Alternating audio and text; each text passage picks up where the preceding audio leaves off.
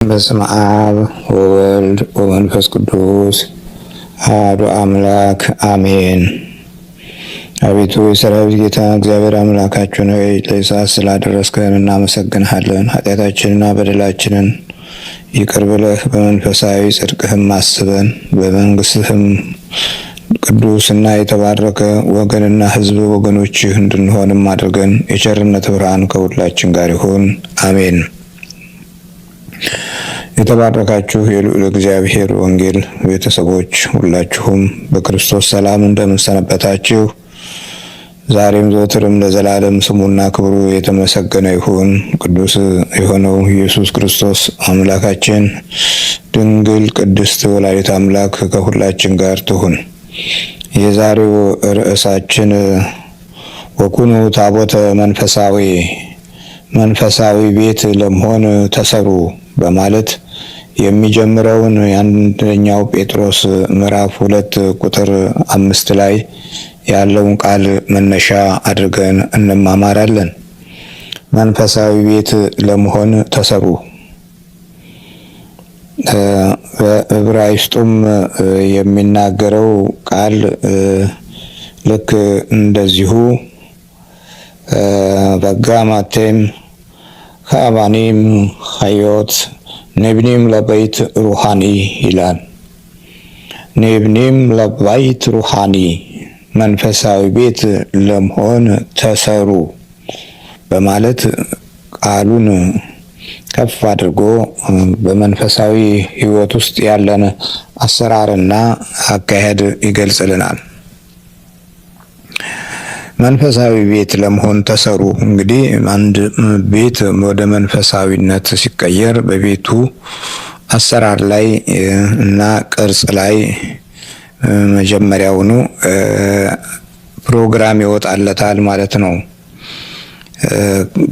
ከዛም በላይ ደግሞ ቤቱ መንፈሳዊ እንዲሆን መንፈስ ከሚለው ቅዱስ አጠራር ጋራ ግንዛቤ ሊኖረን የሚገባ እውነትን እናገኛለን። መንፈሳዊ ቤት ለመሆን ተሰሩ። በሰውነታችን እና በባህሪያችን ውስጥ የሚሰራ ስራ እንዳለ ያሳየናል። የመንፈሳዊ ቤት ሕይወት ትርጉም እግዚአብሔርን የመምሰል ባህሪ ነው። እግዚአብሔርን የመምሰል ባህሪ ደግሞ ምንጩ መንፈሳዊነት ከመንፈስ ቅዱስ ነው። መንፈሳዊነትን ወደ መናፍስታዊነት እንዳንቀይረው እዚህ ጋር ትልቅ የህይወትም የመንፈሳዊ ህይወት ግንዛቤና ብቃትም እንዲሁም ደግሞ መንፈሳዊ ፍላጎትና ለመንፈሳዊ ነገር የምንሰጠው ግምት እጅግ በጣም በከፍተኛ ሁኔታ በልቦናችንና በህሊናችን ውስጥ የላቀ ስፍራ ሊሰጠው ይገባል። ስለዚህ የመንፈሳዊ ህይወት የቤት ትርጉም ባህሪውን በአንደኛው ጴጥሮስ ምዕራፍ 2 ቁጥር 1 ላይ እንዲህ ይላል። እንግዲህ ክፋቱን ሁሉ፣ ተንኮልን ሁሉ፣ ግብዝነትንም፣ ቅንዓትንም፣ ሐሜትንም ሁሉ አስወግዳችሁ ይላል። እንግዲህ መጀመሪያ የመንፈሳዊ ህይወት ቤት የመሰራት ህጉ በተፈጥሮ የሚመጡ ክፋቶችን ማራቅ ነው። የመጀመሪያው ትልቁ አደጋ የተፈጥሮ ክፋት ነው። የተፈጥሮ ክፋት አንደኛ ከቤተሰብ የሚወረስ፣ ሁለተኛ ከዕለት ኑሯችን የሚመጣ፣ ሶስተኛ በአካሄዳችን እና በአስተሳሰባችን ውስጥ ዕለት ዕለት ውጊያ የሚከፍትብንን ኃይል ማወቅ እና መረዳት፣ አራተኛ ዓለማችን ወዴት ነው የሚያመራው የሚለውንም የቀጣዩን ህይወትና ዘመን ለመለየት የምናገኘውን መንፈሳዊ ኃይል በግንዛቤ ውስጥ ማወቅና መረዳት ነው። መንፈሳዊ ቤት ለመሆን ተሰሩ ሲባል ከክፋት እና ከተንኮል ጋር የተሰራውንና የተኖረውን ዓለም የምንለይበት እንደገና መሰራት ስንጀምር ነው። ተሰሩ ነው የሚለው ገና ተሰሩ ነው። ብዙዎቻችን ገና አልተሰራንም። በመንፈሳዊ ህይወት ሳንሰራ የኖርንባቸው ጠባያቶች በከፍተኛ ሁኔታ ስለ መንፈሳዊ ነገር ያለን ግንዛቤ ደካማ ከመሆኑም በላይ ኑሮን በስጋ ብቻ ደምድመን የህይወትን ትርጉም በከፍተኛ ሁኔታ ውስጥ ጥልቅ የሆነውን አካሄዷንና የነፍስንና የመንፈሳዊ ህይወት ግብን እንድንዘነጋ ሆነን ተፈጥረናል። በተለይም እኛ አሁን ኢትዮጵያውያን ትንሽ በመንፈሳዊ በረከት እየተሰሩ ከመጡ አባቶቻችን ቤተ መቅደስ በስተጀርባ ማንነታችንን እየተውነውና እየጣልነው ስለመጣን ስለ በረከትና ስለ መንፈሳዊ ተስፋ ያለን አቅም እየተዳከመ የህይወት ትርጉማችንም እየጨለመ የአካሄድ መንገዳችንም ዳፍንት የበዛበትና ከችግር ያልወጣ እየሆነ የግብዝነት መንፈስም እያጠቃን እውነትን ለመረዳት አቅም እያጣን የመጣን ብዙዎች ነን። ይሄ ደግሞ ምንድነው? በአንደኛ በተፈጥሮ ላይ ያለን ስልጣን በመንፈሳዊ ህይወት አለመሆኑን ሲያረጋግጥልን፣ በተፈጥሮ ላይ የሚኖረንን ስልጣን የሚጋፋ ክፉ ኃይል ቤተሰባዊ እድሉን አግኝቶ ከክፋት ለመራቅ ባጣንበት መንገድ ላይ እየቆረቆዝን እየኖርን መሆናችንን ያሳየናል።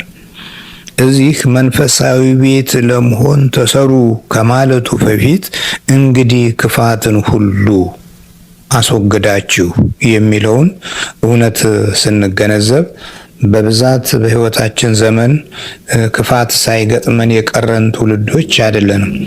ቲያትራችን ውስጥ ክፋት አለ፣ ኑሯችን ውስጥ ክፋት አለ፣ ህይወታችን ውስጥ ክፋት አለ፣ ሀሳባችንና ነፍሳችን ውስጥም ክፋት አለ። ክፋት ራሱን ችሎ የህይወት አካል ብቻም ሳይሆን መሪም ሆኖ በትውልድ ላይ መከራና ችግር ፈጥሮ ዛሬ ያለንበትን ትርምስ ስናየው መሪው ማን እንደሆነ የማይታወቅ፣ ተመሪው ማን እንደሆነ የማይታወቅ ግራ ግብትብት ያለው የነውጥ ሰዓት ላይ እየደረስ ነው። የተፈጥሮ ክፋትን በሚገባ ከባህሪያችን ጋር ኑሯችን ስላደረግነው ነው። የተፈጥሮ ክፋት ካለ መደማመጥ የለም፣ መተሳሰብ የለም፣ መወዳጀት የለም፣ መረዳዳት የለም፣ መከባበር የለም። ሁሉም በየመልኩ የራሱ የሆነ ቅዋሜና የራሱ የሆነ ጥፋትን በእድሉ ውስጥ ይዞ ለመሮጥ የሚቸኩል ይሆናል። ስለዚህ መንፈሳዊ ቤት ለመሆን ተሰሩ። ቤት የማይሸፍነው፣ የማይዘው፣ የማያደብቀው፣ የማያሳርፈው፣ የማያኖረው ነገር የለም። ስለዚህ በዛ ውስጥ ደግሞ መንፈሳዊ ቤት ለመሆን ተሰሩ ሲል የተፈጥሮ ክፋትን መጀመሪያ ልንጥል የሚገባ መሆኑን ያሳየናል። የተፈጥሮ ክፋት ምንድን ነው ብለን ልንጠይቅ እንችላለን። የተፈጥሮ ክፋት አንደኛ በየዕለቱ ቤተሰቦቻችን ከሚናገሩት ነገር ብዙውን ጊዜ የምንሰማውና ጊዜውና ሰዓቱን የምንሸፍነው በሐሜት ላይ ይሆናል ወይም በጥላቻ ላይ ይሆናል። ጥላቻ ላይ አተኩረው ሲናገሩ ጎረቤቱን፣ አካባቢውን፣ ቤተሰባዊ የሆነ ይዞታ ላይ ያለውን ነገር አንዱ የሚያይበትን አይን በዛ መልኩ በክፋት የምናይበትን እድል ሰፋ አድርገን ስናወራ ልጆች ይሰማሉ። ከመስማታቸው በፊት በተፈጥሯችን ላይ ይሄንን ነገር በረጅም ዘመን ይዘነዋልና ሲወለዱ ከልጆች ሕይወትም ጋር ክፋቱ አብሮ ይወለዳል። አብሮ ይወለዳል ስንል ክፋት አካላዊ ግዝፈትን እንዲኖረው የሚያደርግ የክፉ ጠላት መንፈስና ጥላ ከልጆች ጋርም አብሮ ይወለዳል ወይም ይጸነሳል ማለት ነው። ተጸንሰው ሲወለዱ ደግሞ በየዕለቱ በጆሮአቸው ላይ የሚፈሰውን ቃልና ንግግር የቤተሰቡ ሐሳብና ቋንቋ በሚገለጥበት ጊዜ ክፋት የተቀላቀለበት ሆኖ በጆሮአቸው ሲሰሙ ከዛም በኋላ ያንን በሕይወታቸው ውስጥ ለዘመናት የሚያቆዩት ስንቅ ይሆንና የተፈጥሮ ጠባይ ያለው ይሆናል። የተፈጥሮ ጠባይነቱን በባህሪ ውስጥ ከተቀመጠ በኋላ አሁን ወደ መንፈሳዊ ሕይወት ለመግባት በተሰበረ ልብ፣ ቅን የሆነ አመለካከት፣ በጎ የሆነ እይታ እና ታዛዥነት፣ ትህትናና ገርነትንም የሚያካትት ሕይወትን ለመያዝ ከፍተኛ የሆነ ትግል በኑሯችንና በዕድሜያችን ላይ ይገጥመናል። ዛሬ ብዙዎቹ በመንፈሳዊ ነገር ቁም ነገር የማይሰጡት፣ ሀሳባቸውን በተለያየ አይነት መንገድ የሚቀዣብሩት፣ እቅዳቸውና ፕሮግራማቸው በየጊዜው የሚፋለስባቸው፣ የህይወታቸውን ኑሮና አቅጣጫ እድላቸውን አጥተውት የሚንከራተቱት አለ ምክንያት አይደለም። መንፈሳዊ ቤት የመሆንን እድል ከመንፈሳዊ ህይወት ጋራ ባለ ህልውና ውስጥ ያለ መገኘትም ጭምር ሆኖ እናየዋለን። ስለዚህ የመጀመሪያው ትልቁ ጥቃት የተፈጥሮን ክፋት ከቤተሰብ ወደ ቤተሰብ የምናስተላልፍበት አንዱ መንገድ ሐሜት ነው። በሐሜት ውስጥ ልጆች ያድጋሉ። በሐሜት ውስጥ ልጆች ስነ ልቦናቸው እና ህሊናቸው ይያዛል። በሐሜት ውስጥ መንፈሳዊ ተስፋዎች ይቋረጣሉ። በሐሜት ውስጥ የህይወት መንገዶች ይጠፋሉ። በሐሜት ውስጥ ቀጥተኛ የሆነ የህይወት ታሪክ ወደ ዘላቂው የመንፈስ ቅዱስ አሰራር እንዳይደርስ ይከላከላል። የሐሜት መናፍስቶች የሰውኖችን እድል ለመወሰን ጥሩ አጋጣሚ አግኝተው ክፋትን በህይወት ውስጥ ይተክላሉ። የተንኮልና የግብዝነትን መንፈስ በባህሪያችን ውስጥ ያስቀምጣል። ከዚህ የተነሳ የተፈጥሮን ክፋት በመንፈሳዊ ቤት ህልውና ውስጥ ትልቅ አደጋ ይሆንና መንፈሳዊነታችን ይዳከማል ማለት ነው። መንፈሳዊ ቤት ለመሆን ተሰሩ። የሚገርም ነው። በመንፈሳዊ ህይወት ውስጥ የመሰራትን እድል የምናገኘው ለመሰራት ራሳችንን ዝግጁ ስናደርግ ነው። ኒብኒም ለበይት ሩሃኒ ተገንቡ ነው። አሁን ይሄ ኒብኒም የሚለው የዕብራይስጡ መንፈሳዊ ቤት ለመሆን ተገንቡ ይላል። ተገንቡ፣ ግንባታ፣ ትልቅ ግንባታ ሲገነባ ከስር መሰረቱን ስለሚያጸና ቃሉ ግንባታን ያመለክታል። እዚህ ኒብኒም እንግዲህ ኒብኒም የሚለው እንግዲህ ከዕብራይስጡ መሰረታዊ አካሄድ ውስጥ ከአባኒም ይላል። ወጋማቴም ከአባኒም ሀዮት ይላል። እናንተ የህያው ድንጋይ መሰረት ናችሁ በማለት ይናገራል። ያ ማለት ደግሞ እናንተ ደግሞ እንደ ሕያዋን ድንጋዮች ናችሁ፣ በኢየሱስ ክርስቶስ ለእግዚአብሔር ደስ የሚያሰኝ መንፈሳዊ መስዋዕትን ታቀርቡ ዘንድ ቅዱሳን ካህናት እንድትሆኑ መንፈሳዊ ቤት ለመሆን ተሰሩ። አያችሁ፣ አሁን የመስዋዕቱን ኃይል ወደ መለኮታዊ ምሪት ውስጥ ለማስገባት ወደ እግዚአብሔር ክብርና ኃይል ውስጥ ለመጠጋት ጸሎታችንና ምስጋናችንን ለማሳረግ ወደ ተቀደሰ በረከትና ተስፋ ለመምጣት ቅዱሳን ካህናት እንድትሆኑ፣ ቅዱሳን አገልጋዮች ማለት ነው። ካህናት ማለት አገልጋይ ማለት ነው።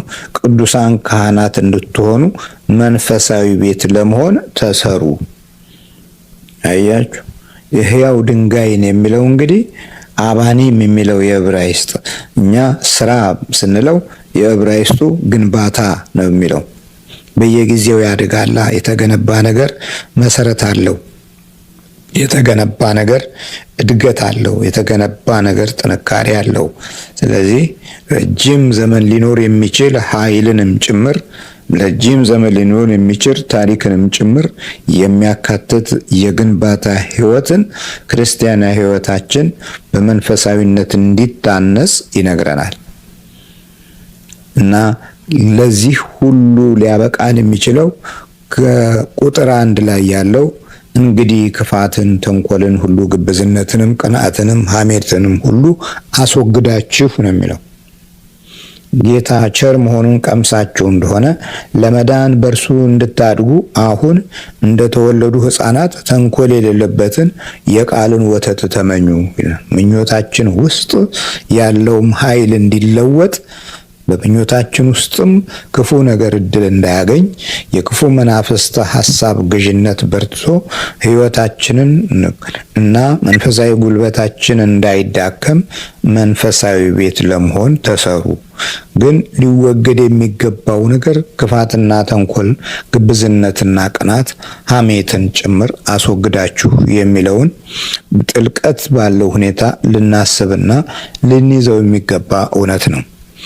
ብዙዎቻችን ክፉ ነገር ወደ ማማት የሚወስደን መንገድ ላይ እንድንቆም ከፊት ለፊታችን ችግሮችን በመፍጠር የነገውን አንደበታችንን የተባረከ እንዳይሆን ዛሬውኑ ለማበላሸት የሐሜትን ኃይል በጊዜያችንና በኑሯችን ውስጥ ያስቀምጥብናል።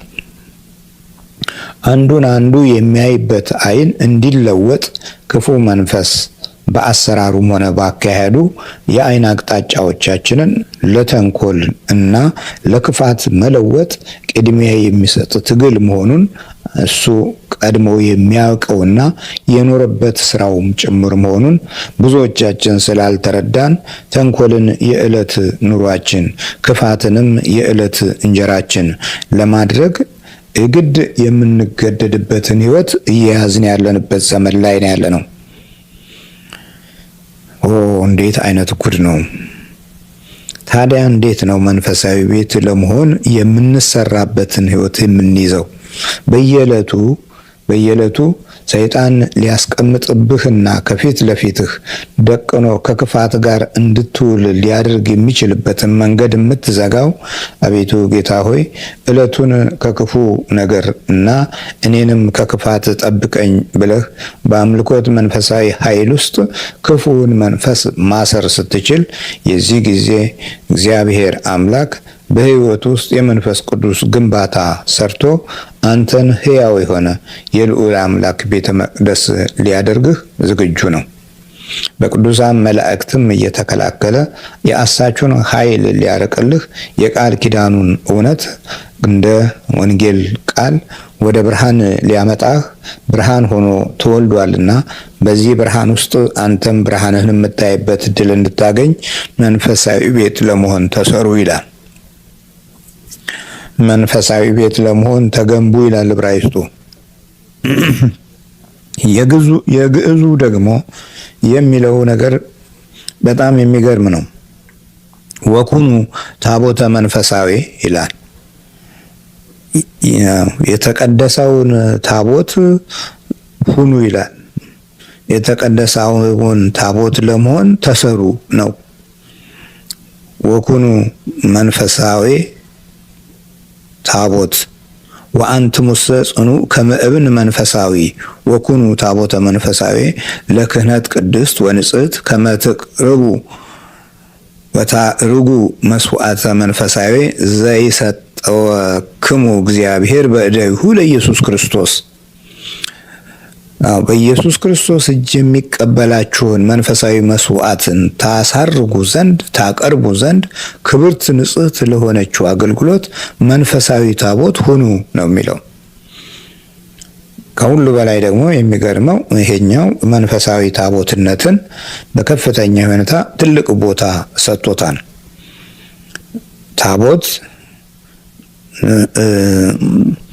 እጅግ በጣም በሕይወታችንና በዘመናችን ውስጥ የሕይወት መክደኛ ማለት ነው። ታቦት የዘላለም ሕይወት፣ የዘላለም ታሪክ፣ የዘላለም እምነት መክደኛ ሲሆን ታቦት የህይወት ማኖሪያ፣ የመንፈሳዊ ህይወት ምስጢር መግለጫ፣ የደህንነት ጸጋና ሞገስ ማሳያ፣ የቅድስና በረከት መገለጫ እና የእግዚአብሔር ክብርና ኃይል መታያ ሆኖ የሚያገለግል ቃል ነው ታቦት። ስለዚህ እናንተ የሕያው እግዚአብሔር አምላክ ልጆች ናቸው፣ የሕያው እግዚአብሔር ድንጋይ ናቸው ሲናገር በዚህ ውስጥ የመንፈሳዊ ሕይወት የግንባታውን ኃይልና ጥበብ አጉልቶ ያሳየናል። ስለዚህ መንፈሳዊ ታቦት ለመሆን ተሰሩ የሚለው ቃል በዕብራይስጡ የግንባታን ኃይል፣ በእኛ በግዕዙ የታቦትን ኃይል፣ በአማርኛው ደግሞ መንፈሳዊ ቤትን የመሰራት ኃይል ስናገኝ በዚህ ውስጥ ክፉ እድል ኖሮት ለዚህ እንዳንሰራ የሚያደርገውን ትግል ግን ብዙ ጊዜ ነቅተንበት ስለማናውቅ ለክፉ ኃይል እጅ ሰጥተን ዘመናቶቻችንን አንዱ በአንዱ ላይ አንዱ ዘመን በአንዱ ላይ እየተጫነ ሲመጣ ጸልየንም ሆነ የዘመኑን ክፋት ልናስቆም የምንችልበትን ክፉ አሰራር ትጋት ፈጽመን መንፈሳዊ ቤት ባለመሰራታችን፣ መንፈሳዊ ቤት ለመሆን ባለመገንባታችን ለመልካም ነገር እንግዶች እየሆን እንደመጣን ያሳየናል። አዎ ጴጥሮስ መልእክት ትልቁ ትኩረት በአንደኛው ጴጥሮስ ምዕራፍ 2 ቁጥር 1 ላይ እንግዲህ ክፋትን ሁሉ ነው ያለው። ብዛት አለው ማለት ነው። ክፋትን ሁሉ ሲል ብዛት አለው። የክፋት አይነቶች ብዙ ናቸው። ምቀኝነቱ አለ፣ ግፈኝነት አለ፣ መሰሪነት አለ፣ ሐሜተኝነት አለ፣ ጥላቻ አለ፣ ነገረኝነት አለ፣ ቡዳነት አለ። እነዚህ ሁሉ ተካተው በተፈጥሮ አይናችን ላይ ክፋትን ስለሚያኖሩ የአይናችን ኃይል ከቃል ጋር ሲዛመድ በቃል የምናወጣው፣ በአይናችን የምናየው፣ በልባችን የምናስበው አንድ ጋር ተባብሮ የሌላውን ሕይወት በሚያይበት ጊዜ ክፉ አይን ሆኖ ይጎዳል ማለት ነው። በምቀኝነት አንደበታችን መልካም ሆኖ ጥሩ እየተናገርን ውስጣችን በምቀኝነት የሚቃጠል ከሆነ ክፋት ነው ማለት ነው። ይህንን የክፋት አካሄድ ለዘመናት እየለመድነው መተን ዛሬ አንዱን አንዱ የማይሰማው ከክፋት መብዛት የተነሳ ነው። ከተንኮል መብዛት የተነሳ ነው። ከመቀኝነት መብዛት የተነሳ ነው። ስለዚህ መንፈሳዊ ቤት ለመሆን አልተሰራንም ማለት ነው። ተሰሩ ያለው ቃል ላይ የሚሰሩት ኃይሎችም ከክፋት ያራቁ ሲሆኑ ከተንኮልና ከምቀኝነት ያሉ ጸዱ እና ከግብዝነት ከቅንዓትና ከሐሜት ያልተላቀቁ ሲሆኑ ግንባታው ላይ ልፍስፍስ ይሆናል ማለት ነው። ስለዚህ ሌላ ግንባታ ይመጣል። ያ ገንቢው ደግሞ ያው በመንፈሳዊ ሕይወት ውስጥ መናፍስታዊው እርኩሱ መንፈስ ይሆናል። ስለዚህ በዛ አይነት ጥቃት ውስጥ ብዙ ወገኖቻችን ተጠቅተዋል። ብዙዎቻችን ክፋትን ለመለየት አቅም እስከምናጣ ድረስ ተፈትነናል። ይሄም ደግሞ ሀገራዊ እና የኢትዮጵያዊነት ትልቅ እንቅፋት ሆኖ እንደ ሕዝብም እንደ ህብረተሰብም እንደ አማኝ ክርስቲያንነትም ብዙ ጉስቁልና ደርሶብናል። ስለዚህ መንፈሳዊ ቤትን ሆነን ለመሰራት የምንችልበትን ትልቅ ጸጋና ሞገስ የምናገኘው በህይወታችን ውስጥ ክፋትን ስንጸየፈው ነው። እና ምንድነው በህይወቴ ውስጥ ያለ ክፋት ብለን እያንዳንዳችን ፈልገን የምናገኘው ትህትናችን ውስጥ፣ በጎነታችን ውስጥ፣ ቅንነታችን ውስጥ ጣልቃ የሚገባውን የጭካኔ መንፈስ በጸሎት በማራቅ እንደገና ህይወታችንን ልንሰራ እንችላለን። መንፈሳዊ ቤት እኮ ነው። መንፈሳዊ ቤት ለመሆን ተሰሩ። ስለዚህ ጌታ ቸር መሆኑን ቀምሳችሁ አለ። ክፋትና ተንኮል፣ ግብዝነትና ቅናት፣ ሐሜት ባሉበት ቦታ ላይ የእግዚአብሔርን ቸርነት ለመቅመስ አቅም እናጣለን። ቀምሳችሁ ነው እኮ ጌታ ቸር መሆኑን ቀምሳችሁ እንደሆነ ይላል። ይሄ የመቅመስን ሕግ ደግሞ የምናየው ቸርነቱን የምናየው የደከምንበት ሲባረክ፣ የሰራነው በበረከት ሲገለጥ፣ በአስራት በኩራታችን ውስጥ ረድኤት ሲበዛ፣ መንፈሳዊ ተስፋችን ላይ ቅንነትና በጎነት ሲጨምር፣ የእይታችን ሞገስ መንፈስ ቅዱስ ሲሆን፣ አካላዊ ባህሪያችን ውስጥ መልካምነት ጸንቶ ሲቆይ፣ ቋንቋችን ከተንኮልና ከክፋት ከምቀኝነትና ከሴራ የጸዳ ሲሆን፣ ድምፃችን በጸሎትና በመንፈሳዊ ተስፋ የተዋጀና የተባረከ በሚሆንበት ጊዜ የቸርነቱ ኃይል በቤታችንም በኑሯችንም በጊዜያችንና በገንዘባችንም በኪስና በቦርሳችንም ሁሉ ላይ ሙላቱን ይልካል። በዚህ ጊዜ ረድኤትህ እየጨመረ ሲመጣ የእግዚአብሔር ቸርነት ምን ያህል ታላቅ እንደሆነ መቅመስን ያሳያል። ከዛም በላይ ደግሞ ዓለም ሲጨነቅ፣ ግራ ሲጋባ፣ የሕይወት ትርጉም ጠፍቶት የሞት ሽታ በባህሪ ውስጥ ሲጋልብ እና ቋንቋው ተለውጦ ሲዘላብድ እና በእውነት ከስብና የወረደ የሆነ የተጃጃለ ነገር ሲነጋገሩ ስትሰሙ የተሰራችሁበት ዘላለማዊ የመንፈስ ቅዱስ ኃይል ነውና በጣም ይገርማችኋል። ቸርነቱን የቀመሱትና ቸርነቱን ያልቀመሱት መካከል ከፍተኛ የሆነ ልዩነት መኖሩን የምንገነዘብበት በጎነት በሕይወታችን ላይ ያርፋል። ስለዚህ የመንፈሳዊ ቤት ስሪት እጅግ ትልቅ ትርጉም ያለውና የሕያውነትን ሞገስ በትውልድ ውስጥ ለማኖር ከታሪክ እውነታ ጋርም ተራምደን የክፉውን ፈላጻ ለመስበር እድል የምናገኝበት እና በዛም ውስጥ አልፈን የታሪኩ ሕይወት አንድምታ ላይ ትርጉም ያላቸው ሰዎች እንድንሆን የሚያግዘን የእግዚአብሔር አምላክ ቸርነትን መቅመስ ነው።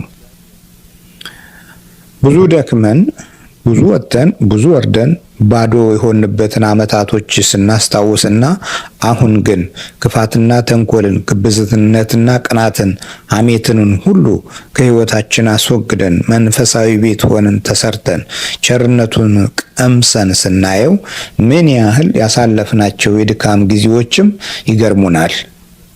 የሚቆጩን ሳይሆኑ የሚገርሙን ይሆናሉ።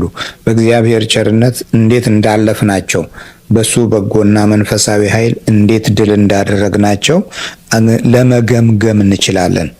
ዘመኑ ለፖለቲከኞች መገምገሚያ ሳይሆን ለመንፈሳዊዎች መገንቢያ የሚሆንን እይታን እናገኛለን።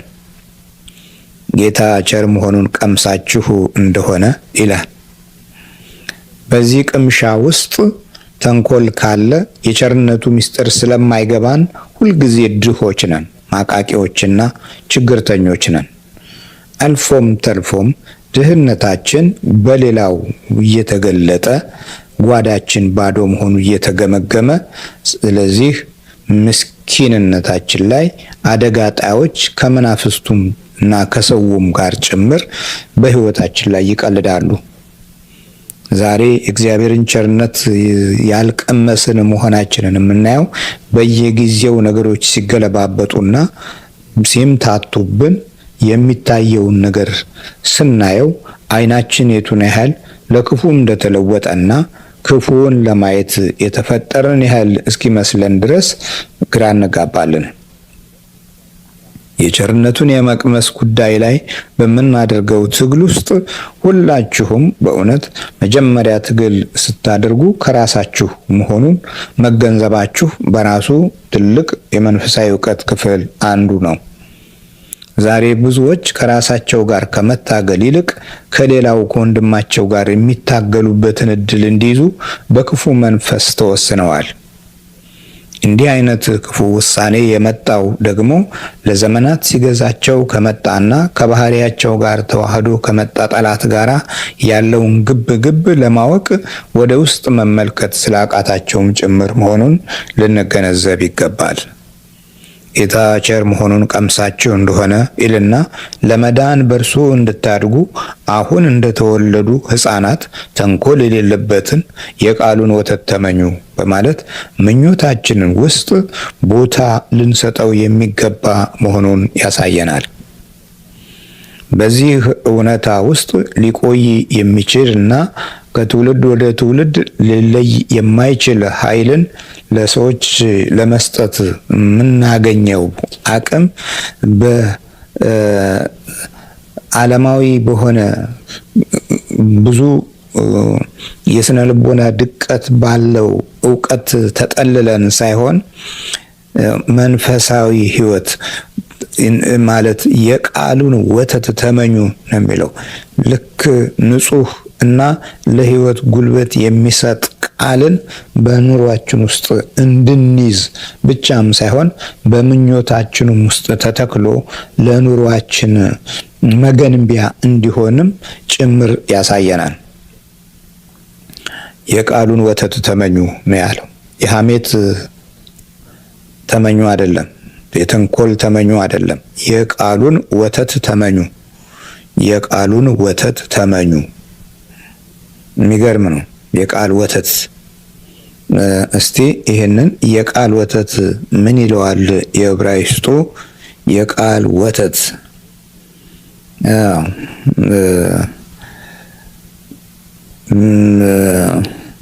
አህ ነባህራ በየክራ ለኤሎሂም የቃሉ ወተት ኢም አምናም ተአምቲም ኬቶብ አዶን በማለት ይናገራል።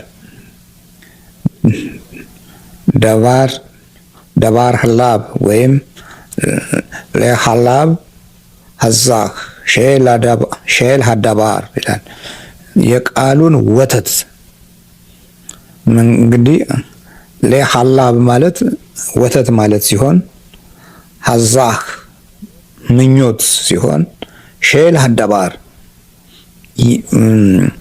ቃል ደባር ማለት ቃል ነው። የቃሉን ወተት በራእያችን ውስጥ ሀዛህ በህይወታችን ውስጥ በአኗኗራችን ውስጥ በተስፋችን ውስጥ ተመኙ አለ። ሀላብ ሀላብ ሀዛህ ሼል ሀዳባር ይላል። እንግዲህ ይሄ የቃሉ ወተት ህፃናቶች እንዴት እንደሚያድጉ እንዴት እንዳደግን ታውቃላችሁ። የቤተሰቦቻችን እንክብካቤ፣ የወተት ፍለጋ ጉዞ፣ የወተትን ኃይል ለማምጣት የሚደረግ ሩጫ፣ የሚከፈለው ዋጋ ምን ያህል እንደሆነ ዛሬ ሁላችንም እናውቃለን። ያደግንበትን ሁኔታና ጊዜም ስንገነዘብ እንዴት ወተት ጠቃሚ እንደሆነ እናያለን። በዛ ውስጥ አሁን እንደተወለዱ ህፃናት አለን ተንኮል የሌለበትን የቃሉን ወተት ተመኙ። እንግዲህ የቃልን ወተት ተመኙ። የሚገርም ነው። የቃልን ነው። እያንዳንዳችን የምናወጣው ቃል ምን ያህል ወተት ሊሆን እንደሚችል፣ ምን ያህል ለሌላው ግንባታ ሊሆን እንደሚችል ወይም ለሌላውን ማፍረስ እንዴት እንደሚችል የሚያሳየን ነው። የቃሉን ወተት ተመኙ። ቃላችን ብዙ ጊዜ እንዲለወጥ የሚያደርገው የዲያብሎስ አሰራርና ትግል በከፍተኛ ሁኔታ በጋለበበት ዘመንና ጊዜ ላይ እንገኛለን። ዛሬ ሰዎች ቃላቸው በየዕለቱ እየተለዋወጠ ብዙ ወገን ብዙ ትውልድ ራሱን አጥቷል። መሪዎች ላይ ከመሪዎች ቃል ይጠብቃል። የመሪዎች ቃል ሲፈርስ ደግሞ ተመልሶ ሕሊናውም አብሮ ይፈርሳል። እቅዱም ፕሮግራሙም ይጨነግፋል። እንደገና በመንፈሳዊም ሕይወት ቃሎችን ሲጠብቅ በዛም ውስጥ ያለው ተስፋ ሲደክም የሱም ቃል አብሮ ይደክማል። ስለዚህ ቤተሰብ ለቤተሰብ ቃላቸው ሲወጣ ቃላቸው ውስጥ ተንኮል ያለበት ይሆንና አንዱ ለአንዱ የሚገባውና የማይረዳው አሊያም የሚተወውና የሚንቀው የሚያንቋሽሸውና የሚያቃልለው ይሆናል። በዚህ መካከል የቅራኔ ጉልበት ጠንክሮ አንዱ ለአንዱ በአንድ ቤት እየኖሩ የንትርክና የጭቅጭቅ ማህደሮች ሆነው ይሰቃያሉ። ምንድነው ይሄ? ወተት የሌለበት የህይወት ቃል በባህሪያቸው ውስጥ ጸንቶ አለመኖር ምልክት ነው። በመሆኑ ለመዳን በእርሱ እንድታድጉ ደግሞ ይላል። ለመዳን በእርሱ እንድታድጉ በመዳን ጉዞ ውስጥ እድገትን ማምጣት የሚቻል መሆኑን ያረጋግጥልናል። ግን ለመዳን እና ለማደግ በእርሱ እንድትሆኑ አሁን እንደተወለዱ ህፃናት አለ። አሁን እንደተወለዱ ህፃናት ተንኮል የሌለበትን የቃሉን ወተት ተመኙ። ቃሉ ሰፊ ነው። ቃሉ ቡራኬ ነው። ቃሉ ተስፋ ነው። ቃሉ ራእይ ነው። ቃሉ ኑሮ ነው። ቃሉ ኃይል ነው። ቃሉ ጠላትን የሚያደቅ ነው። ያ ካንተ ውስጥ ከክፋት ጋር ሲወጣ ክፉን ያግዛል፣ ክፉን ያበረታል፣ ክፉን ያጋግላል፣ ክፉን ያቆማል፣ ክፉ ታሪክህ ይሆናል። ዛሬ በዛ አንድምታ ውስጥ ስለምንገኝ ቃላችን ዓለምን የሚያስተናግድ እንጂ መንፈሳዊ ተስፋዎችን በቃላችን ውስጥ ሌላውን ኃይል የሚያንጽ አለመሆኑን ስናይና ስንመለከት በዓለም ላይ ያለው ክፉ በቃላችን ውስጥ አሸናፊ ሆኖ ምድራችንን ጎድቶ ትውልዳችንን አድቆ መሰረታችንን አናግቶ የተስፋ ምስጢራችንን አስወግዶ ራእያችንን ከልሎ በጨለምተኝነት እንደናበራለን። ለዚህ አይነት ችግርና ፍዳ የተጋለጥነው አለ ምክንያት አይደለም። በቃሉ ወተት ውስጥ ያለውን ኃይል እኔ አውቃለሁ ብለን ቃሉን እያንቀለቀልን ተንቀልቅለን እንደቀረን እንረዳለን። መንቀልቀል ነው።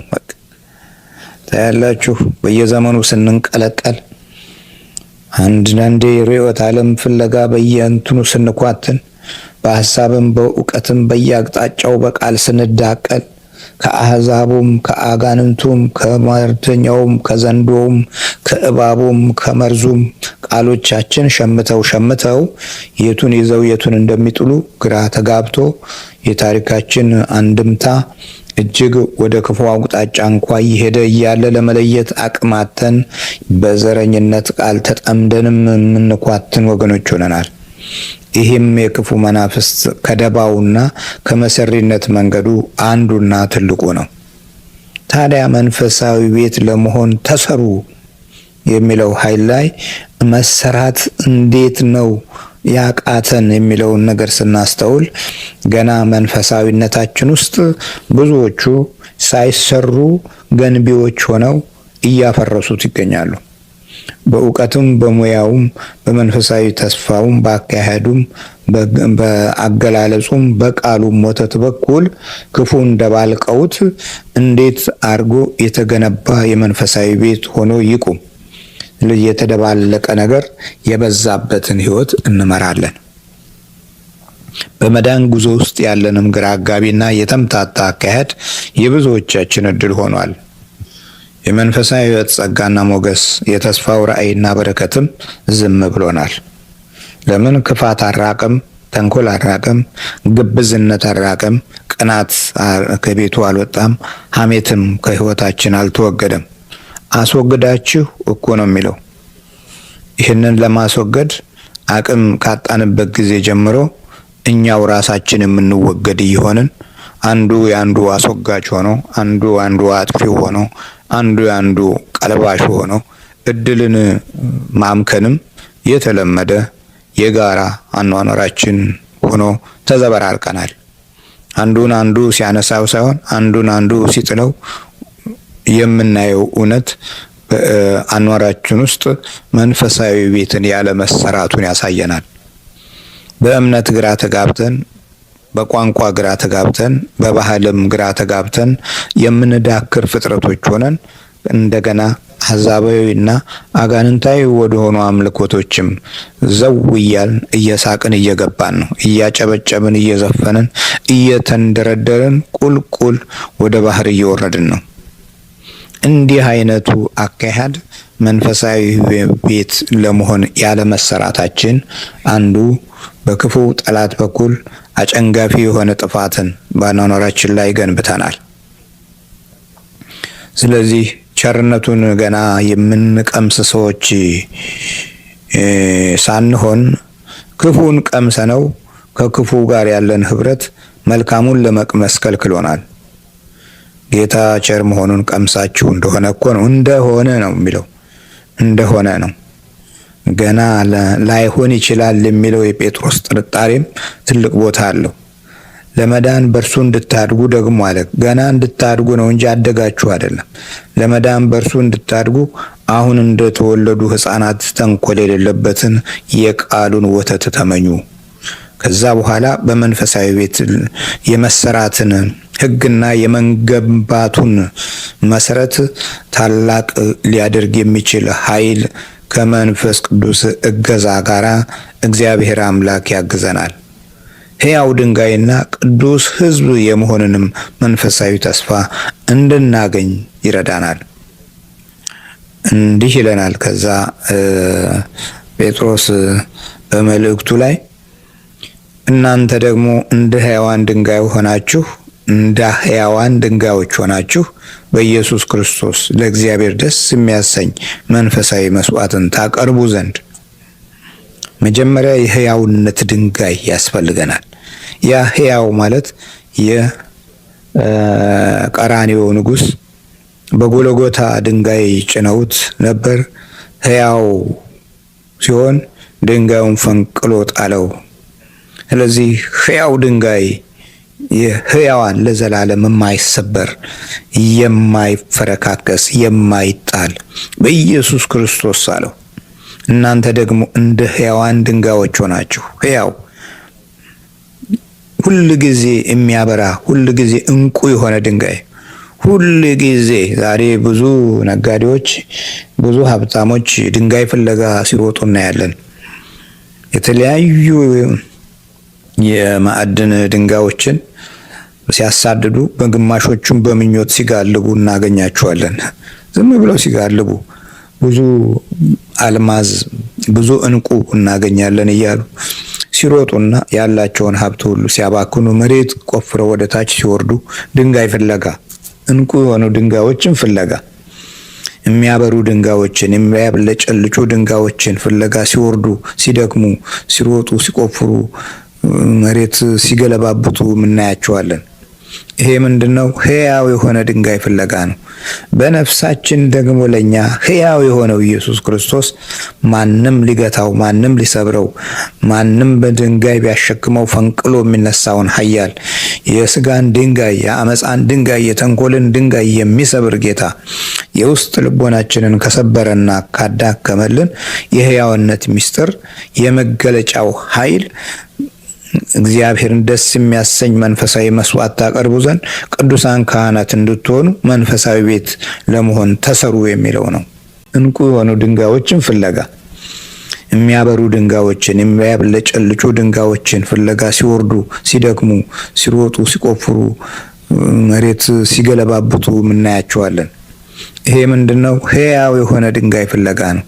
በነፍሳችን ደግሞ ለኛ ሕያው የሆነው ኢየሱስ ክርስቶስ ማንም ሊገታው ማንም ሊሰብረው ማንም በድንጋይ ቢያሸክመው ፈንቅሎ የሚነሳውን ኃያል የስጋን ድንጋይ የአመፃን ድንጋይ የተንኮልን ድንጋይ የሚሰብር ጌታ የውስጥ ልቦናችንን ከሰበረና ካዳከመልን የሕያውነት ምስጢር የመገለጫው ኃይል እግዚአብሔርን ደስ የሚያሰኝ መንፈሳዊ መስዋዕት ታቀርቡ ዘንድ ቅዱሳን ካህናት እንድትሆኑ መንፈሳዊ ቤት ለመሆን ተሰሩ የሚለው ነው። ሳንሰራ መንፈሳዊ ስንሆን የሚከተሉት ችግሮች በሕይወታችን ውስጥ ትልቅ ቦታ ይዛሉ። በተቀደሰው ስፍራ ተንኮልን እንገልጻለን። በተቀደሰው ስፍራ ክፋትን እናወራለን። በተቀደሰው ስፍራ ግብዝነትን በባህሪያችን ውስጥ እንይዛለን።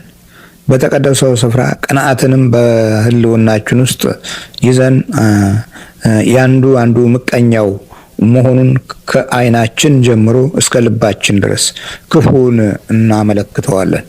ሐሜትንም መግለጫችን አድርገን እንራመዳለን። በዚህ አይነት ሁኔታ ውስጥ መንፈሳዊ ቤት ለመሆን የመሰራት ሕግ ላይ እንቅፋት ስላለ ስለ ደህንነት አናቅም። ስለ መዳንና ስለ ቅዱስ ቃሉ የወተትነት ጸጋና ምኞትም በባህሪያችን አይተከልም። ለምን? ቀድሞ የተያዘው ነገር ሌላ ስለሆነ። በዚህ አይነት ድቀት ውስጥ ስለምንገኝ የመንፈሳዊ ቤት ስሪት ላይ እጅግ ብዙ አደጋዎች ሰፍተውብናል።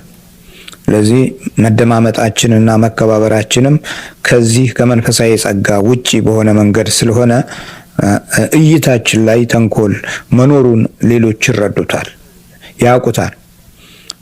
ሁሉም ጋር ተንኮል ስለሚኖር በመንፈሳዊም በዓለማዊም ተንኮል ለተንኮሉ ይተዋወቃል። የተንኮል እይታዎች፣ የተንኮል ልቦናዎችን በግብዣ እናሻሽለው። ምናልባት በማዕረግና በስልጣን ውስጥ በመበላለጥ ባህሪ ሊኖር ስለሚችል በዛ ውስጥ የተንኮልና የግፈኝነት ጉብደዳ ልናደርግ እንችላለን። ማጎብደድ ግን ተንኮለኞች ነን። ሁለቱም ተንኮለኞች በሚሆኑበት ጊዜ እምነቱ ኃይል አያገኝም። እምነቱ አይገለጥም። ስለዚህ ተንኮሉ ግን ይገለጣል። በግብዣ ውስጥ ይገለጣል። ከግብዣ በኋላ ይገለጣል። በሐሜት ይወጣል። ነገሩ ሁሉ በሐሜት ይወጣል እና እንዲህ አይነቱን የምንቋቋመው የመንፈሳዊ ሕይወት ስሪት ላይ ያለን ኃይል ጠንከር ሲል ነው እና አንደኛው ጴጥሮስ ምዕራፍ 2 ቁጥር 6 ላይ በመጽሐፍ እንሆ የተመረጠና የከበረን የማዕዘን ራስ ድንጋይ በጽዮን አኖራለሁ በእርሱ የሚያምን አያፍርም ተብሎ ተጽፏልና ይላል። ይሄ ደግሞ አለማፈር ነው። ፍጹም ማፈር እንደማይቻል ያረጋግጥልናል። በፍጹም አያፍርም ማለት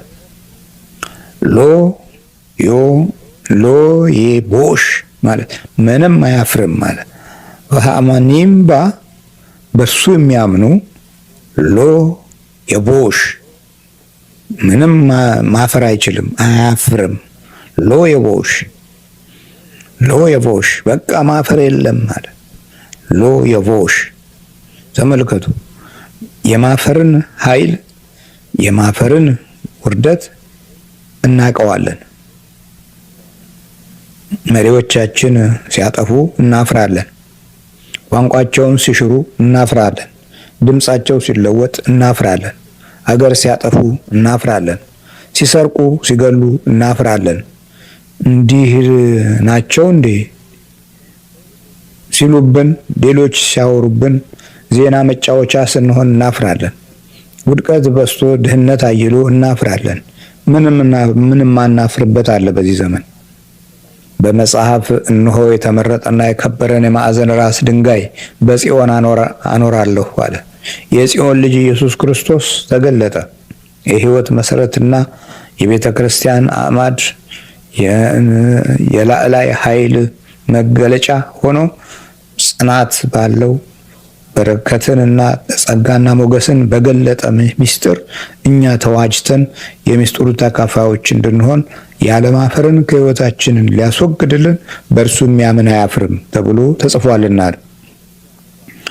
መቼ አፍረን እናውቃለን? ጸልየን አመስግነን ተንበርክከን መቼ አፍረን እናውቃለን? በእርሱ የሚያምን አያፍርም ተብሎ ተጽፏል።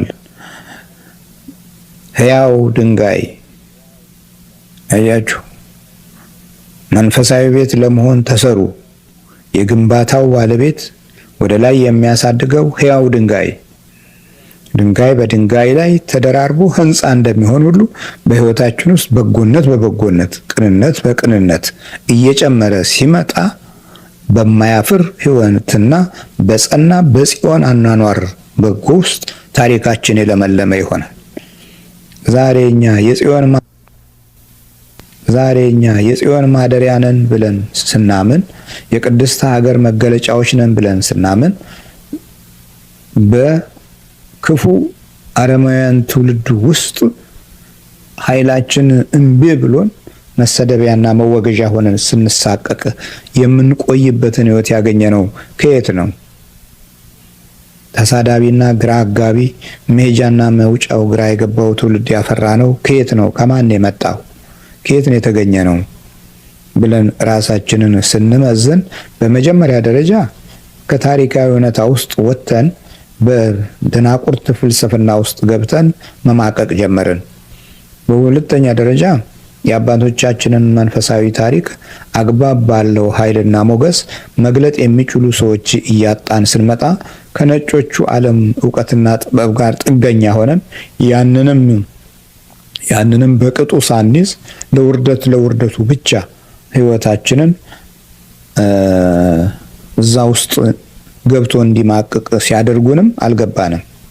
አስተምረውን ቴክኖሎጂውን ሲከለክሉን አልገባንም። ነገሩ ሁሉ ሁልጊዜ ጥገኞች እንድንሆን የሰጡን እውቀት ራሳቸው፣ የሚወስዱብን ራሳቸው፣ የሚነጥቁን ራሳቸው፣ የሚቀሙን ራሳቸው፣ የሚያደህዩንም ራሳቸው ሲሆኑ የኛ የሆነው ደግሞ ክፋት፣ ተንኮል ሲጨመርበት ባርነታችንን ጽኑ ያደርገዋል። ግፈኝነታችንን ብርታት ይሰጠዋል። ታሪካችንንም መቅኖቢስ ያደርገዋል። ስለዚህ በእውነት በተባረክንበት መንፈሳዊ ተስፋ ውስጥ የህይወት መሰረት የጽዮንን ኃይል እንደ ታሪክም እየኖርንበትና እያለን እንኳ እያፈርን ያለን ወገኖች ነን። መጽሐፉ እኮ እንዲህ ነው ያለው። መጽሐፍ እነሆ የተመረጠና የከበረን የማዕዘን ራስ ድንጋይ በጽዮን አኖራለሁ፣ በእርሱ የሚያምን አያፍርም ተብሎ ተጽፏልና እኮ ነው ያለው። እና እኛ እያፈርን የኖርነው ምንድን ነው? በስልሳዎቹ የስልሳው ዘመን ትውልድ በመጨረሻ ግፉ፣ ተንኮሉ፣ ግድያው፣ ሞቱ አሳፈረው። ከዛ በኋላ የሰማንያው ዘመን ትውልድም ደግሞ ያው እንግዲህ እስከ ሚሊኒየሙ ድረስ ያለው ግፍ፣ ተንኮል፣ መከራ፣ ልዩነት፣ መርዝ የሆኑ ታሪኮችን መፍጠር፣ አንዱ በአንዱ ላይ እንዲነሳሳ ማድረግ፣ ይሄው እሱም ደግሞ ይሄው ያሳፈረን። ምንድነው መሪዎቻችን የሚያሳፍሩን? ለምንድነው ስንል መንፈሳዊ ቤት የመሆንን እድል በመለኮታዊ ኃይል ውስጥ ያለውን እውነታ ሊያምኑም ሊቀበሉም ካለመቻላቸው የተነሳ እርግማንን ገለጡት። እርግማን ሲገለጥ ማፈር ነው። እንግዲህ ክብሩ ለእናንተ ለምታምኑት ነው ይላል። ደግሞ ክብር አለው። አያችሁ፣ እንግዲህ ክብሩ ለእናንተ ለምታምኑት ነው። ለማያምኑ ግን አናጢዎች የጣሉት ድንጋይ እርሱ የማዕዘን ራስ የእንቅፋትም ድንጋይ የማሰናከያም አለት ሆነ ይላል። በቃ አሁን እንገነባለን ብለው ይፈርሳሉ፣ እናድጋለን ብለው ይወድቃሉ፣ እንሮጣለን ብለው ይጎተታሉ። እንግዲህ ይሄ ሁሉ ምንድነው? እንቅፋት የበዛበትን መንገድ ለመያዝ መጀመሪያውኑ ምርጫችን እግዚአብሔርን መሆኑ ትቶ እግዚአብሔር መሆኑ ቀርቶ ሌላ እየሆነ ሲመጣ የምርጫችን ዋጋ ጥፋት እያየለና እየበረታ እንዲመጣ በራሳችን ፈቃድ ወደናል ማለት ነው።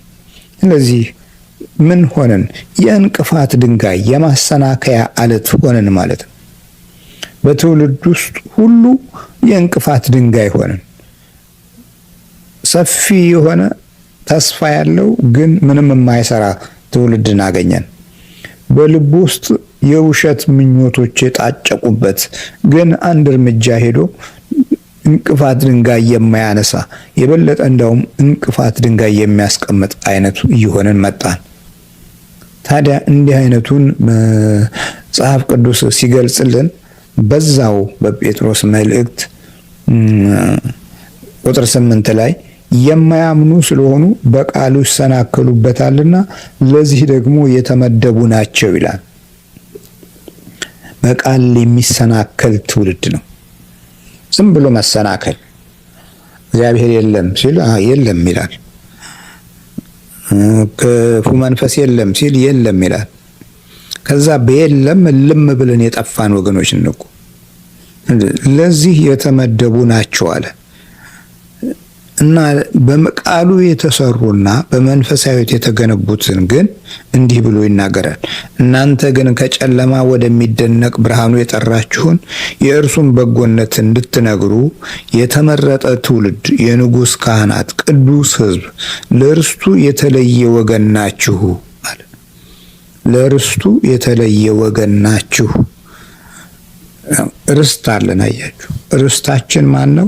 የእግዚአብሔር አምላክ ኃይልና ስም፣ የመንፈሳዊ ሕይወት ታሪክ በልቦናችን ውስጥ ሊቀመጥ የሚችል ጸጋና ሞገስ፣ በሌላው ሕይወት ላይ ሊሰራ የሚችል በጎነት፣ አንዱን ሊገነባው የሚችል እውነት አለን ማለት ነው። ለዚህ ነው መንፈሳዊ ቤት ለመሆን ተሰሩ የሚለው። መንፈሳዊ ቤት ሆነን መሰራት ስንጀምር ቤቱ በመንፈስ ቅዱስ እየተያዘ ይሆናል። ስለዚህ እናንተ ቀድሞ ወገን አልነበራችሁም ይለናል። አሁን ግን የእግዚአብሔር ወገን ናችሁ። እናንተ ምሕረት ያገኛችሁ አልነበራችሁም፣ አሁን ግን ምሕረትን አግኝታችኋል በማለት መሰራታችን ላይ ያለውን የምሕረት ዋጋ ከርስት ጋራና ከመንፈሳዊ ዝምድና ጋር ከተቀደሰ ሕዝብ በረከት ጋር እንደውም የንጉሥ ካህናት ጋራ ትልቅ ቦታ ሰጠን። የንጉሥ ካህናት ናችሁ በሚለው ዕድል ውስጥ እኛም ይህንኑ ለዘመናት ይዘነው አገር በሰላም ምድሪቱ በበጎነት ሕዝቡ በቸርነት እና በቅንነት የሚኖርባትን ዓለም እንደ ገነት ረፍት አግኝቶ እግዚአብሔርን እያመሰገነ ሕይወታቸውና የፊታቸው ሞገስ ጸዳላቸው እንዳማረባቸው ያለፉ አባቶቻችንን ስናይና ዛሬ የኛን ዘመን ስናነጻጽር ምኑም የሚገናኝ አለመሆኑን እናያለን። ዛሬ መለካከፍ የበዛበትን ሕይወት ያየነው እውነትም ለዚህ የተመደቡ ናቸው የሚለው ማረጋገጫ የማያስፈልገው ማስረጃ ነው እና መንፈሳዊ ቤት ለመሆን ተሰሩ በሚለው ሐረግ ውስጥ ትልልቁን ሐሳብ ስናይ ክፉን ነገር አስወግዱ፣ ተንኮልን አስወግዱ፣ ግብዝነትን አስወግዱ፣ ቅናትንና ሐሜትንም አስወግዱ የሚለውን ነገር ትኩረት የምንሰጥ ከሆነ ለስሪቱ አንዱ አካል እና አንዱ እርምጃ ወደፊት ገፍተናል ማለት ነው። እና ወገኖቼ መንፈሳዊ ቤት ለመሆን ተሰሩ ሲለን በሕያው እግዚአብሔር አምላክ ልጅ ኢየሱስ ክርስቶስ በኩል ያለውን የሕይወት ብርሃን እንድናውቅና እንድንረዳ የግድ እንገደዳለን። ከዛ ውጪ ባለው ነገር ውስጥ ስናይ ለዚህ ለክፉ የተመደቡ ናቸው የተባለውን አይነት ትውልድ እናያለን።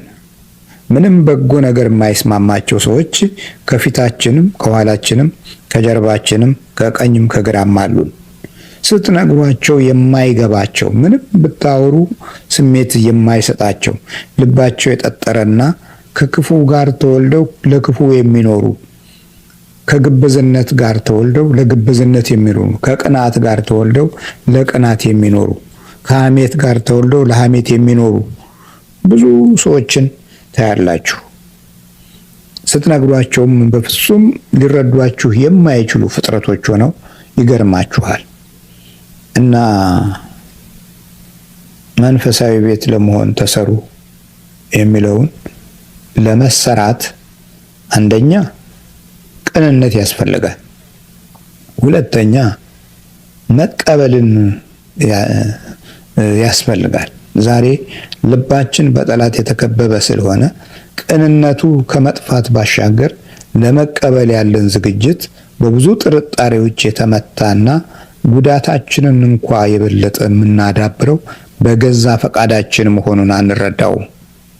እንዲህ አይነት መቅሰፍት ዙሪያውን ከቦን በእውነት በእያንዳንዱ ሕይወትና ኑሮ ላይ የጥርጣሬ ማዕበል እየጋለበበት የቱን ይዞ የቱን እንደሚጥል፣ የቱን ጨብጦ የቱን እንደሚያከብር፣ ከየት ወዴት እንደሚሄድ ግራ እየገባው የመጣ መሆኑን ያሳየናል።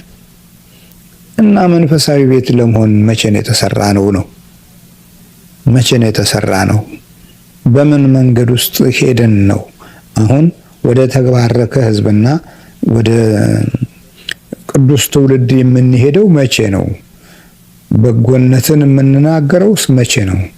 የእግዚአብሔር ሕዝብ ወገን የምንሆነውስ መቼ ነው ብለን ስናይ ብዙ በበጎነት የመመራትን ልምድ አጥቶ ዳፍንታም በሆነው ዓለም ላይ ዳፍንት ይዞት ሲዳክር የምናየው ብዙ ነው እና ቅዱስ የመሆን ጸጋና ሞገስም ርቆን በጠላት ተጠላልፈን የሕይወት ብርሃናችን መክኖብናል። ስለዚህ ወገኖቼ ቅዱሳን የመሆን የጸጋ ምስጢር ለቅዱስ ሕዝብ የሚሰጥ ኃይል የሚለቀቀው መንፈሳዊ ቤት ለመሆን የመሰራትን ልምድ ከሕይወታችን ውስጥ ስንይዘው ነው። አዎ ዛሬ ዓለማችን ለክፋት ሲሰራን ክፉ ብቻ ማሳየት እኮ ነው። መንፈሳዊ ቤት ለመሆን ተሰሩ ያለውን ይህን ገልብጦት ዛሬ ክፉ ለመሆን የሚሰራበትን ሕይወት አግኝቷል። በፊልሙ የምናያቸው ክፋቶች፣ በህብረተሰብ ውስጥ ያሉት ምቀኝነቶችና ተንኮሎች እና በተለያየ አይነት ክፋት ያልተቀላቀለበት ጨዋታ አንድም ጊዜ አግኝተን አናውቅም። የህይወት ኃይልና በረከትም በእኛ ውስጥ አልገለጥ ያለው አንዱ ይሄንኑ ነገር በመላበሳችን ነው እና እውነት እግዚአብሔር አምላክ ይማረን። እናንተ ግን ከጨለማ ወደሚደነቅ ብርሃኑ የጠራችሁን የእርሱን በጎነት እንድትናገሩ የተመረጠ ትውልድ ናችሁ እኮ አለ። የእግዚአብሔርን በጎነት መናገር እጅግ በጣም እስኪ ከሚከብደን ድረስ የረሳነው እውነት ነው። እንኳን ዓለማዊው መንፈሳዊውም ቢሆን የእግዚአብሔርን በጎነት ለመናገር ከውስጡ የሚወጣው ቃሉ ውስጥ ቅንነት የለም፣ በጎነት የለም። በበጎነቱ ውስጥ ለመኖር ልንኖርበት እንጂ ልንኖርለት የምንችልበትን ሕይወት እንድናጣም ሆነን ተፈትነናል። ስለዚህ በእውነት ሁላችሁም የክፋትን ኃይል እንድትጸየፉ እና የበጎነት መንፈስን እንድትይዙ መንፈስ ቅዱስን ልንማጸን ይገባል። መንፈስ ቅዱስ የሁሉ አጋዥ ነው። መንፈሳዊ ቤት ለመሆን ተሰሩ የሚለው ለሕይወታችን ትልቅ ምርኩዝ እና አኗኗራችን ላይ ያለውን የመንፈስ ቅዱስ ሕንፃ እንዴት እንደምንገነባ እንድናስተውል ያስፈልጋል እና አናፍርም። እሱ በጽዮን አኖራለሁ ያለው በእርሱ የሚያምን አያፍርም ያለው የማዕዘን ራስ ድንጋይ የተመረጠና የከበረን ነው ያለው። የተመረጠም የከበረም የተወደደም ነው። ከዛም በላይ እንግዲህ ክብሩን ለእናንተ ለምታምኑት ነው በማለት ደግሞ ክብሩንም ሰጥቶናል። ክብሩን ሲያካፍለን ሞገሱን ሲያሳየን በደብረ ታቦር ለጴጥሮስ፣ ለዮሐንስ፣ ለኤልያስና ለሙሴ ገልጿል። የዛ ክብረ ኃይል በመጨረሻ ሞትን አሸንፎ ወደ ሰማይ ሲያርግ በእጆቹ እየባረከ የበረከቶቹ ሚስጥሮች በሐዋርያት ልቦና ውስጥ ተተክሎ እስከ መጨረሻው ዘመን ድረስ የክብሩ ጸጋ የሕይወታቸው ብርሃን ሆኖ አገልግሏል እና ክብሩም ለዘላለም የሆነ ኃያል መሆኑን አሳይቷል። እንግዲህ ክብሩን ለእናንተ ለምታምኑት ነው በማለት ለማያምኑት ደግሞ የማሰናከያ አለትና ድንጋይ ሆኖ ይሄውና ዓለማችን የተወራው ሌላ የሚሆነው ሌላ የሚሆነው የመሰናክል ድንጋይ ከፊት ስላለ ነው። እሱም ሕያው እግዚአብሔር አምላክ በኢየሱስ ክርስቶስ በኩል ዓለምን ስላየ ነው። ዓለምን አይቷታል። ዓለምን ያያት ጌታ ለክፉዎች የሚሰጠው ቦታ መሰናክሉ ይበዛል እንጂ ወደፊት ገፍተው ያሉትን ዓለም አይፈጥሩም። በፈጠረ ዓለምን በተፈጠረበትና በፈጠረው ኃይል ውስጥ እጅ እንዳለች የዘነጉና ለጊዜው በስጋዊ ጉልበት ሲደነፉ ስናይ እነሱም ነገ የሚያፍሩበትን እድል እስኪያገኙ ድረስ የምንመለከተው እውነት ይሆናል።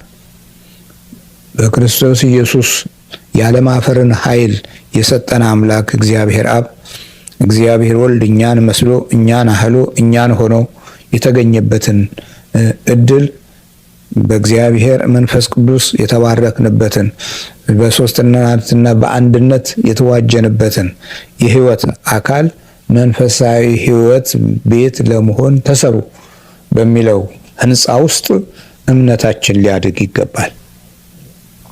ህይወትን የሚያቆረቁዙ አስተሳሰብን የሚያዳክሙ የህይወት ገበናዎቻችንን ለጥፋት የሚያውሉ ጠላቶቻችንን የምንቋቋመው መንፈሳዊ ቤት ለመሆን ውስጣችንን ስናዘጋጅ ነው። ዛሬ አይነ ጥላው፣ ቡዳው፣ መተቱ፣ ዛሩ፣ ውቃቢውና አፍዛ ደንግዙ በከፍተኛ ሁኔታ እድላችን ላይ ወሳኝ የሆኑት መንፈሳዊ ቤት ለመሆን አለመሰራታችን ነው። የመንፈሳዊ ህይወት ጭንገፋ በምድራችንና በህዝባችን ውስጥ ትልቅ ቦታ ይዞ ዓመት በዓሎቻችንን ስናከብር በእውነት ከእህል ውሃ በስተጀርባ የተሰወረ ጠላትም እንዳለ አለመገንዘባችን በብዙዎች ህይወት ላይ ስናየው ትርጉም የሚሰጥ እውነታን እንዳጣን እንገነዘባለን። የክብሩ ምስጢር ርቆን ዛሬ እንግዲህ ዓመት በዓሎቻችን እየመጡ ሲመጡ የጭፈራው፣ የዳንኪራው፣ የዘፈኑ እነዚህ ሁሉ ወዴት የመሄዳችን ገጽታ እንዳለ ልናውቅ የሚገባ እውነት ከፊት ለፊታችን ይታያል። የተሰራንበትና የተገነባንበት ህንፃ ዓለማዊነትን እንድናጎላ በዓለማዊነት ውስጥ እንድንዛብር አልነበረም። በመንፈሳዊ ቤት ውስጥ ህልውናችን እንዲያድግ ነበር እንጂ እና ተሰሩ ያለንና አሁን የቆምንበትን ስናይ ብዙ ነገር ላይ የእግዚአብሔር ክብር እየራቀን መምጣቱን እናያለን። የጠላት ምስጢር ስር ሰዶ የህይወታችን አገዛዝና እንቅፋት ሆኖ የጸሎት ትርጉማችንን ሁሉ ምላሽ አሳጥቶ ከዳመና በታች የቀረን እና ብርሃናዊ የሆነ ህይወት ገጽታ ውስጥ ለመግባት የህይወት ድባባችን በጠላት የተደበቀብን አይነት ሆነናል እና መንፈሳዊ ቤት ለመሆን ተሰሩ አሁንም ለህይወታችን አስፈላጊ መርህ ነው። ስለዚህ እንዳናፍር፣ በዓለም እንዳንሳቀቅ፣ በሄድንበትና በገባንበት ሁሉ የበታችኝነት ስሜት ድቀት እንዳያድርብን በእውቀትም ዓለም ማንነታችን ላይ ኃይል ያለን የሞገስ ሰዎች እንድንሆን መንፈሳዊ ቤት ለመሆን ተሰሩ የሚለውን መንፈሳዊ ህንፃ በዕብራይስጡም የሚናገረውን የግንባታ ህይወት ፈጋማቴም ከአባኒም ኻዮት የህይወት ድንጋይ እንድትሆኑ ኔብኔም ለበይት ሩሃኒ መንፈሳዊ ቤት ለመሆን ተገንቡ ይለናል። የግዕዙም የሚነግረን በእውነትም በጣም አስገራሚ ነው። ወአንትሙሰ ጽኑዑ ከመ እብን መንፈሳዊ ወኩኑ ታቦተ መንፈሳዊ ይላል። እናንተ እንደ መንፈሳዊ ድንጋይ ጽኑ፣ እግዚአብሔር በኢየሱስ ክርስቶስ እጅ የሚቀበላችሁን መንፈሳዊ መስዋዕትን ታሳርጉ ዘንድ ታቀርቡም ዘንድ ክብርት ንጽሕት ለሆነችው አገልግሎት መንፈሳዊ ታቦት ሁኑ ይላል። መንፈሳዊ ታቦት ሁኑ። ስለዚህ የቅድስና መንፈስና ኃይል በህይወታችን ውስጥ እንዲኖር ታቦት ሁኑ ብሎናል። ለታቦት የምንሰጠው ክብርን በባህሪያችንም ውስጥ የታቦትን ኃይል እንድንቀበለውና እንድንኖርበት ጳውሎስ ጴጥሮስ በሚገባ ለህይወታችን ኃይል ሆኖ ገልጾልናል። ታቦት ሁኑ አለ እኮ። መንፈሳዊ ታቦት ሁኑ። እኔ መንፈሳዊ ታቦት ነኝ ብትሉ አሁን መንፈሳዊ ቦታ ላይ ያሉ ሰዎች ላይገባቸው ላይረዱት ይችላሉ። አይገ እንዴ ምንድነው አሰራሩና አገነባቡ ላይ ብዙ ጊዜ የተቸገርንበት እውነት ተደብቋል። እና ትምህርትንና ዕውቀትን መያዝ ሌላ ጉዳይ ሲሆን በውስጥ በኩል የመንፈሳዊ ታቦት ህግ የመሆን እድልን መያዝ ደግሞ ትልቁና አንደኛው ጉዳይ ነበረ። አንደኛውን ትተን ሁለተኛውን በመያዛችን ሰይጣኑንም አጋንንቱንም ሟርቱንም ቡዳነቱንም መለየት የምንችልበትን አቅም ከመንፈስ አንጻር ያለን ውርደት ከዓለም እኩል ሆኖ እንሰቃያለን። ስለዚህ እንዲህ አይነቱን ስቃይ የምናስወግደው መንፈሳዊ ቤት ለመሆን ተሰሩ የሚለውን የመንፈሳዊነትን የቤት ግንባታ በሕይወታችን ውስጥ ካለው ጠላት ከሚያስቀምጣቸው በተፈጥሮ ከሚያኖራቸው ክፋቶች ጋር ልናርቅ የሚገባ እውነት መሆኑን ያሳየናል። እንዲህ አይነትን ጸጋና ሞገስ የሚለቀቅልን በዚህ በማያሳፍረን የሕያው ድንጋይ ራስ በሆነው በቤተ ክርስቲያን ሕይወት ላይ የዓለትነትን ማንም ሊሰብርና ሊያጠፋ በማይችላት በቅድስት ቤተ ክርስቲያን ጸጋ ውስጥ የበላዩ ኃይልና አዛዥ ልዑሉ መድኃኒታችን ኢየሱስ ክርስቶስ ልዕልቲቱ ቅድስት ድንግል ማርያምን ይዘን ጠላታችንን እንደምናሸንፍ እርግጠኞች መሆናችንን የምናምንበትን ኃይል እንድናገኝ መንፈሳዊ ቤት ለመሆን ተሰሩ፣ መንፈሳዊ ታቦት ሁኑ። እንዲህ ተጽፏልና እነሆ በጽዮን የተመረጠችውና የከበረችውን የማዕዘን ድንጋይ አኖራለሁ፣ በእሷ የሚያምን አያፍርም ብሎ ኢሳይያስ 28:16 ላይ የተናገረውን ቃል በአኗኗራችን ውስጥ ለአዲስ ኪዳን ትርጉም የሰጠው ኢየሱስ ክርስቶስን እንድናይ የልዑል እግዚአብሔር አምላክ ቅዱስ ፈቃድ ይሆንልን። ክብሩም ለምታምኑ ለእናንተ ነው አለ። በሚክዱት ግን አናጢዎች የናቋት ድንጋይ እሷ የማዕዘን ራስ ሆነች ያለውን አስታውሱ። የእንቅፋት ድንጋይ እሱ ነው። በቃሉ ለሚሰናከሉ የተፈጠሩበት እሱን ለሚክዱ የክህደት ድንጋይ ነው። እናንተስ የተመረጣችሁ ፍጥረቶች ናችሁ፣ ለንጉሥም ማደሪያ ናችሁ፣ ንጹሕ ወገን ናችሁ።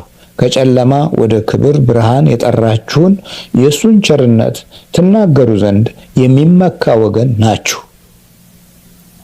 ቀድሞ ወገኖች አልነበራችሁም፣ ዛሬ ግን የእግዚአብሔር ወገኖች ናችሁ። ቀድሞ አልተማራችሁም ነበር፣ ዛሬ ግን ምሯችኋል። የተወደዳችሁ ወንድሞቼ መጻተኛ፣ እንግዳ፣ ደካማ መስላችሁ ነፍሳችሁን የምትዋጋትን የሥጋችሁን ፈቃድ ታርቋት ዘንድ እለምናችኋለሁና በጀ በሉኝ ይላል። በጀ በሉኝ ብሎ ቅዱስ ጴጥሮስ ይናገራል። እሺ በሉኝ ብሎ ያወራል። እሺ በሉኝ ብሎ ይገልጻል። ስለዚህ ለክፉ የተመደቡትን ኃይሎች ሳይሆን ለመልካም የተመደቡትን ወገኖች እንድንሆን ልዑል እግዚአብሔር አምላካችን ይርዳን። አሁንም መንፈሳዊ ቤት ለመሆን ተሰሩ የሚለው ቃል ላይ ትልቅ ትኩረት ሰጥተን የዓለማችንን እና የሕዝባችንን ምድራችንን ድቀት የምናገናዝብበት መንፈሳዊ እይታዎች እግዚአብሔር አምላክ ሆይ ስጠን ማለት ይኖርብናል። ይህንን እይታ የምናገኘው በአምልኮት ውስጥ ሕይወታችንን ስናስገዛ ነው። ማንነታችንን በአምልኮት ስንተው ነው። ብዙዎቻችን በእውቀት ትልቆች ነን ብለን ስንኮፈስ፣ ቅልጥማችን አልታዘዝ ሲል፣ እጃችን አልዘረጋ ሲል በመጨረሻ በሞት መዘርጋቱና በሞት መድረቁ የማይቀር ጉዳይ ነውና አስቀድመን ለሕያው መሰረታችን ትኩረት ልንሰጥ ያስፈልጋል። የሕያውነት የመሰረት ሕግ ከአኗኗራችን ውስጥ እንዳይርቅ መንፈሳዊ ቤት ለመሆን ተሰሩ ላለው ቃል ሕይወታችን የተዘጋጀ እንዲሆን እግዚአብሔር አምላክ ይርዳን። ክፋትና ተንኮልን አርቀን በክርስቶስ ሥጋና ደም ታንጸን መንፈሳዊ ቤት ለመሆን ተሰርተን ወደ ላይም ወደ ታችም ወደ ግራም ወደ ቀኝም በሁሉም ማዕዘን አድገን ለብዙዎች ጥላ የምንሆንበትን በረከት ሰጥቶን የመንግስቱ ወራሾች እንድንሆን እግዚአብሔር ያግዘን። ሰላም ሆኖ ወንድማችን አያልቅበትና ውድ ተማሪዎቻችን እግዚአብሔር ከእናንተ ጋር ይሁን። እግዚአብሔር ባርካችሁ። ሰላም እግዚአብሔር አይለያችሁ። አሜን።